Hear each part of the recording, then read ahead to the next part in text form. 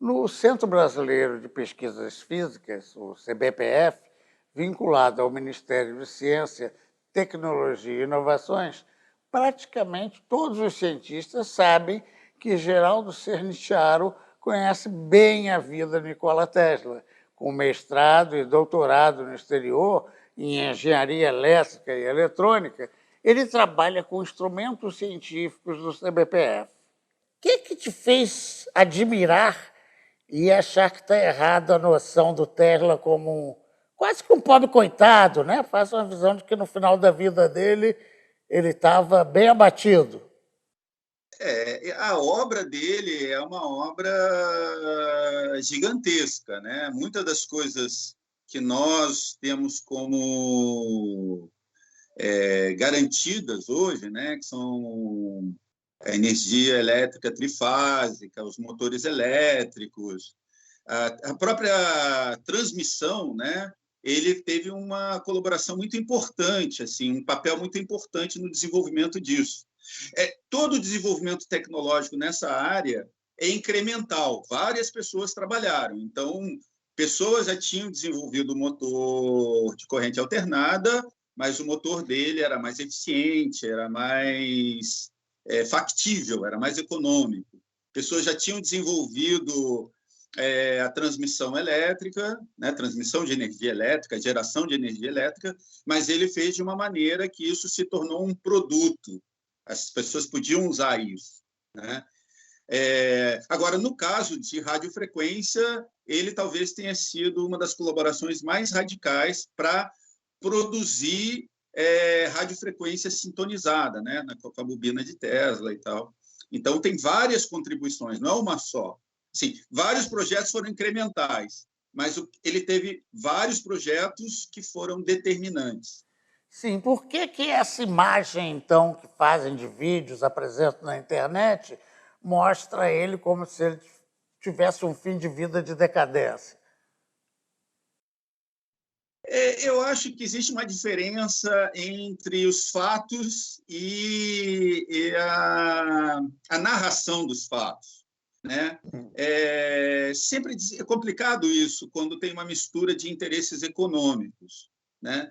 Houve uma certa época que houve uma disputa entre empresas, entre empresários, né? O Edison era um empresário em várias áreas, né? Então, Westinghouse era outro empresário. Então, essas disputas elas acabaram gerando narrações que são mais cor-de-rosa, mais perfumadas. O que havia eram grandes interesses econômicos, né? E, apesar do Tesla, do ponto de vista tecnológico, ter um papel fundamental, do ponto de vista de decisões econômicas, ele não era esse o papel dele, né?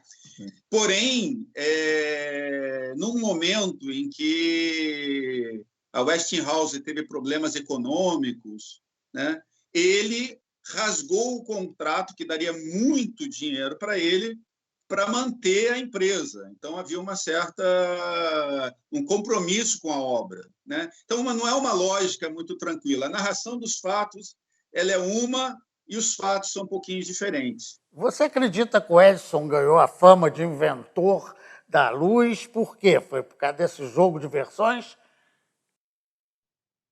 Sim, ele era um ótimo relações públicas, exatamente. Ele era muito bom. Ele tem contribuições, mas a reputação dele é principalmente por essa questão de narrativas, né? Ele era um bom relações públicas. Certamente para ele mesmo, não? É porque ele é considerado o pai, né? Se você pensar bem, do ponto de vista da tecnologia, o Edison não teve a última palavra. E ele não jogou muito limpo também, não. Por outro lado, a vida pessoal do Tesla era muito complicada. Ele não soube administrar a própria vida. É uma outra questão, que não tem a ver com a obra dele, né? Em um certo momento, ele se perdeu. E nunca casou nada, só se dedicou à ciência, né?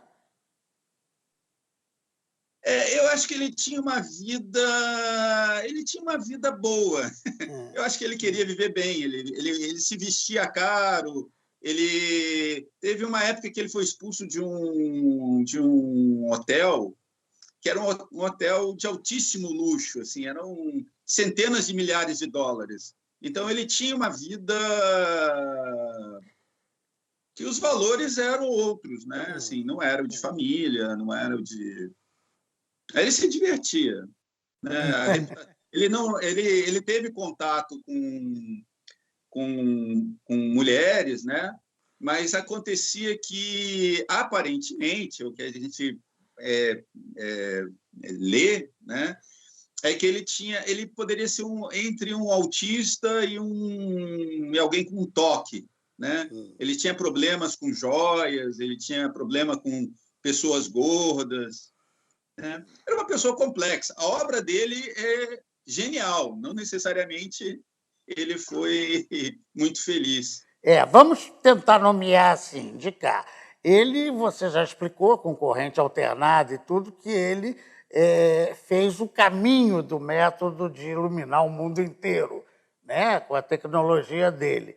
E que mais? Você falou aí da bobina. O que é a história da bobina? Uma coisa muito importante foi a geração de energia elétrica polifásica. Não gerar. Havia uma questão de você gerar energia DC ou AC, né, corrente alternada, corrente contínua, e ele tem uma proposta que foi muito eficiente do ponto de vista econômico e energético de gerar energia alternada e, além disso, construir um motor que era adequado do ponto de vista mecânico, do ponto de vista elétrico, para o uso dessa energia. Então, isso fechou a tecnologia. O problema, uma grande questão para a venda, né, para tornar isso um mercado, era você poder vender a iluminação e poder vender os motores, né? Então, ele trabalhou na geração e ele trabalhou com os motores. E a solução dos motores dele é uma solução muito elegante, muito bonita do ponto de vista técnico. Talvez por isso que tem o nome dele no primeiro carro elétrico aí que está sendo badalado. Exatamente. Se bem que é isso que eu acho que é importante dizer. Assim, mais do que o do carro elétrico, uma das medidas fundamentais em magnetismo, né, é o nome de Tesla. Um campo magnético você define como Tesla. Então, pelos pares, ele foi reconhecido, mais do que o Edison. O Edison não tem nenhuma unidade com o nome Edison. Tesla tem. Mas tem a fama de inventor, né? Quem inventou a luz, o Edison. Na verdade, é aquela questão tecnológica, né? Haviam outras alternativas para a iluminação elétrica, né? Ele não foi nem o primeiro, nem o... Mas é que, na história do capitalismo, por estar nos Estados Unidos e toda essa máquina de reputações e fama, então ele fica com a reputação. Mas ele tinha algumas estratégias questionáveis, né, do ponto de vista ético, mas ele foi muito eficiente. Ele produziu e a gente associa o nome dele a isso, né? Tá. Que mais produziu o Tesla? Parece que teve alguma influência em raio-x também, ou só nessa parte elétrica?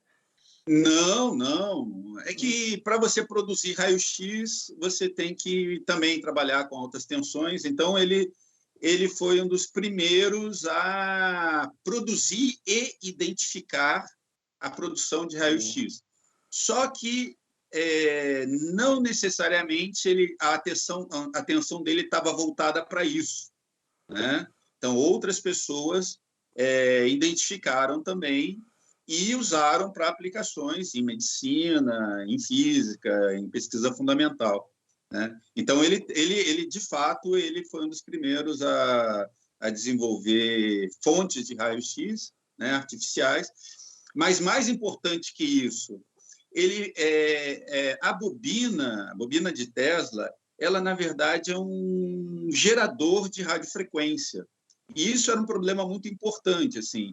como você gerar radiofrequência com uma frequência sintonizável. Você definir qual é a frequência que você estava trabalhando.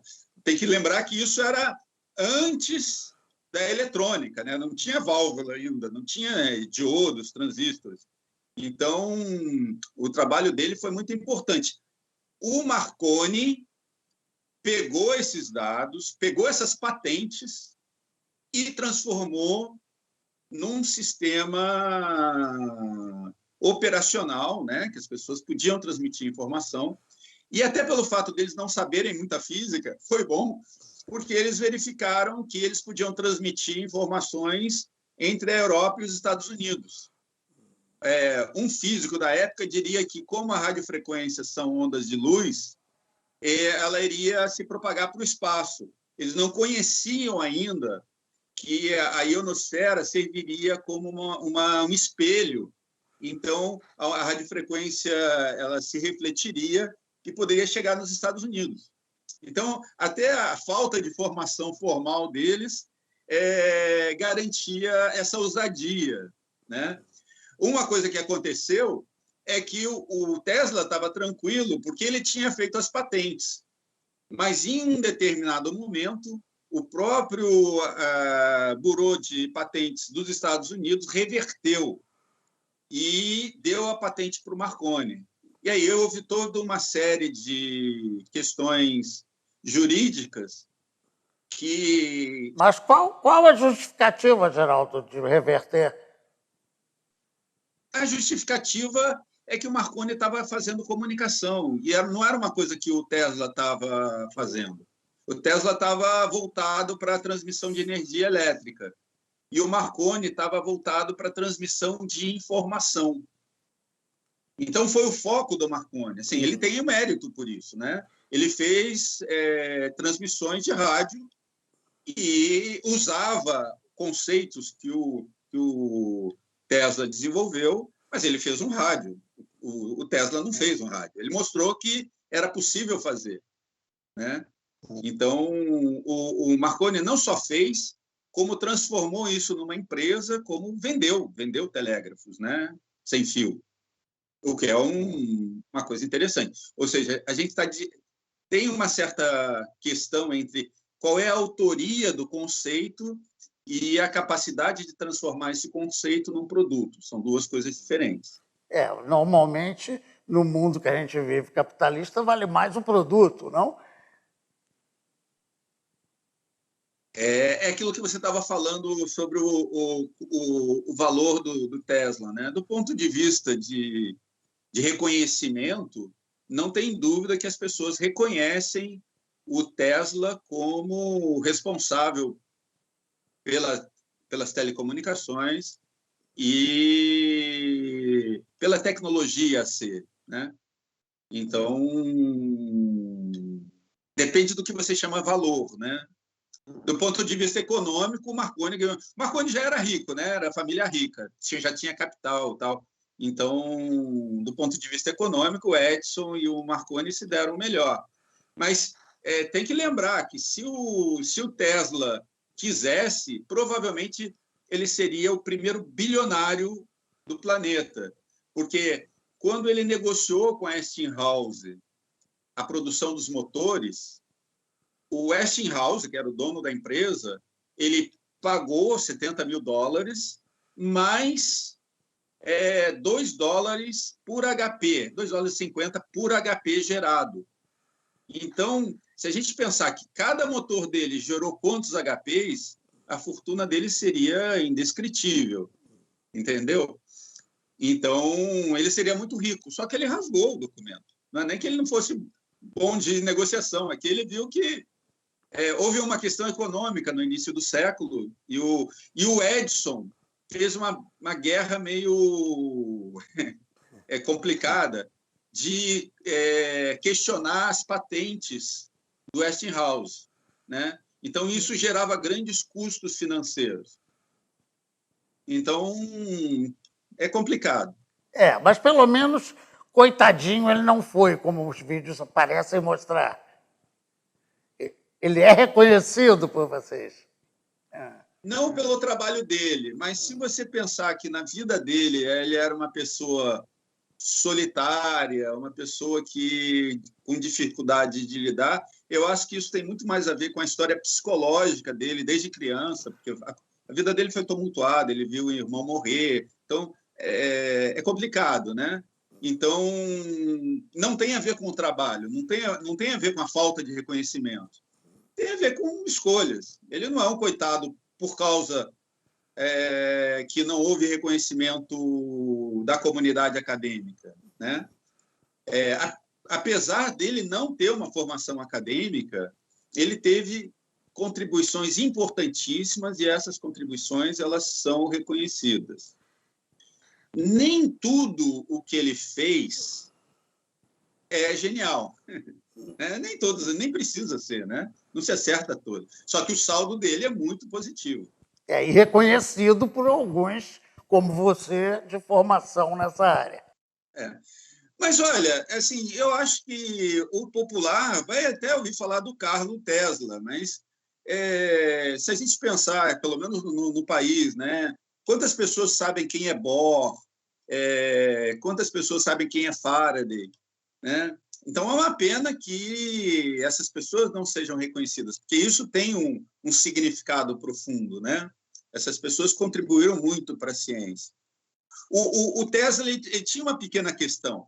Ele era um mágico, ele era um intuitivo, ele enxergava as linhas de força elétrica, mas ele não trabalhou no aspecto matemático formal do que elas significavam. Muita gente trabalhou nisso. O trabalho dele, inclusive, é baseado, como outras pessoas dizem, no ombro de gigantes, né? Maxwell, Faraday, várias pessoas trabalhando. Ok, agradecemos aí os seus esclarecimentos e, a partir de agora, pelo menos os nossos telespectadores vão ficar sabendo da importância do Tesla. Muito obrigado. Muito obrigado para vocês também. Um breve intervalo e voltamos rapidinho com os veículos elétricos já produzidos no Brasil.